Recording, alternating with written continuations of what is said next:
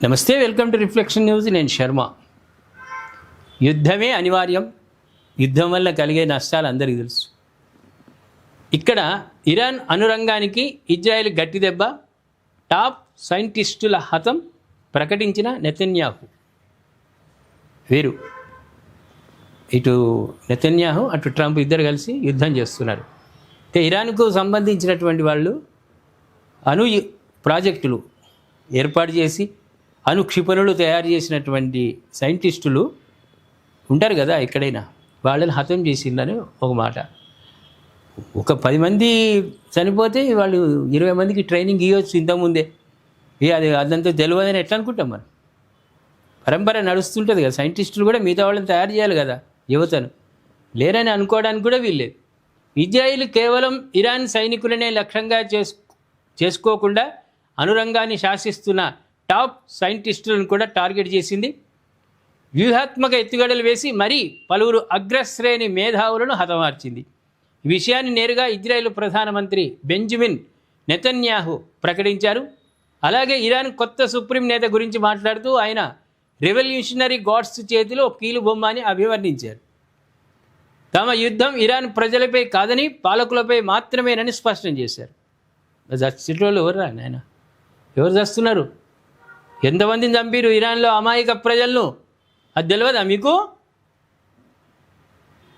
ఎక్కడ పడితే అక్కడ క్షిపణులు వేసుడు, చంపుడు. పిల్లలు ఏం చేసిర్రు? 180 మంది పిల్లలు ఏం పాపం చేసిర్రు? బాంబులు ఇడిచిర్రు నీ మీదకి వాళ్ళు? మీ కుటుంబాలను చంపినా వాళ్ళది కాదా మరి?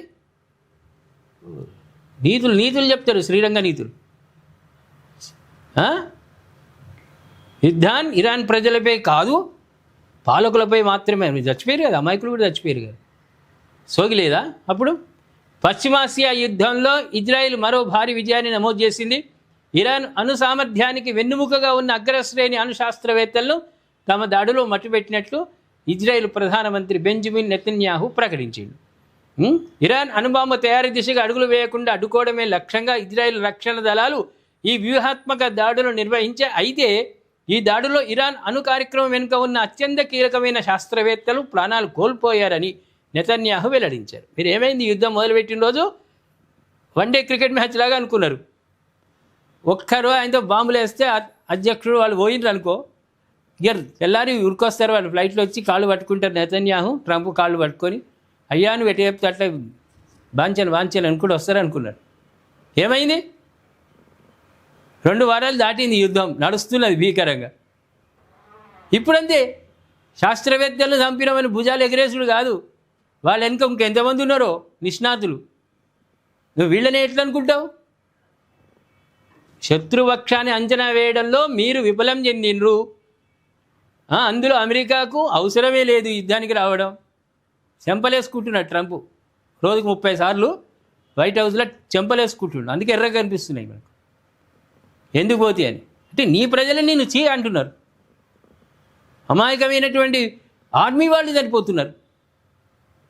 నీ యుద్ధ పిపాసి వాళ్ళు చావడానికి సిద్ధమే, త్యాగపురుషులే వాళ్ళు.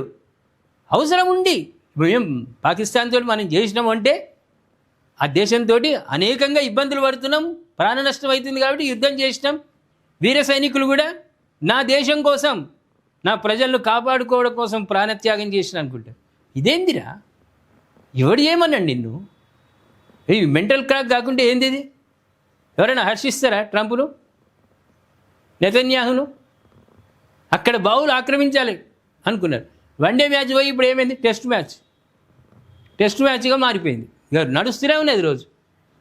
మీరు ఆ సైంటిస్టులు చనిపోయినంతసేపట్లో సంబరాలు చేసుకోవడానికి వీలు లేదు. వాళ్ళ వెనుక చాలామంది ఉన్నారు, చాలామంది అణుశాస్త్రవేత్తలు ఉన్నారు. అంత ఈజీ కాదు, ఒక టీం ఉండదు. ఆర్మీ టీం ఎంత ఉంటుందో అణు శాస్త్రవేత్తలు కూడా అంతమంది ఉంటారు. 10 మంది ఉండరు. వాళ్ళతో అన్నీ కావు, వాళ్ళు నేర్పిస్తారు. కాబట్టి మీరు భుజాలు ఎగిరేసుడు అన్నీ బంద్ చేసుకోండి. ఇక యుద్ధం బంద్ చేయండి, వెనకకు రండి. సపరేట్గా ముక్కు నాలకు రాసి వెనకకు రండి. దీనివల్ల వచ్చే ఉపయోగం లేదు, ప్రయోజనం లేదు, ఏం లేదు. ప్రజల నుంచి ఆయన పూర్తిగా ఇప్పుడు ఆల్రెడీ ఇజ్రాయిల్లో మొదలైంది వ్యతిరేకత. అమెరికాలో ఎప్పుడో స్టార్ట్ అయింది, మొదటి రోజు నుంచే మొదలైంది వ్యతిరేకత. మీ మీరున్న దగ్గరికి వచ్చి రాళ్ళు రప్పలతో ఇసురకు ముందే చెంపలేసుకొని యుద్ధం బంద్ చేయండి, వేరే మార్గమే లేదు. ప్రేక్షకులారు ఏమంటారు? ఈ నెతన్యాహు వ్యవహారం, అమెరికా.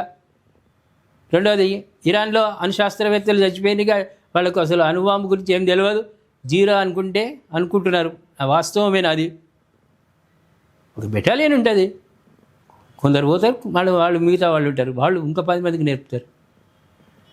అయిపోయినట్టు. నీకు అణుబాంబులు ఉండే అక్కడికి అణుబాంబు గురించి అసలు ఏం తెలియదు. ఆపరేటింగ్ ఒక బస్ డ్రైవర్కు గుండెపోటు వచ్చింది నడిపిస్తుండగా అంటే ఇంకా కండక్టర్ వచ్చుకోసేపు నడిపిస్తాడు సైడ్కి తీయడానికి. ఆ డ్రైవర్ తోటి అయిపోదు కదా,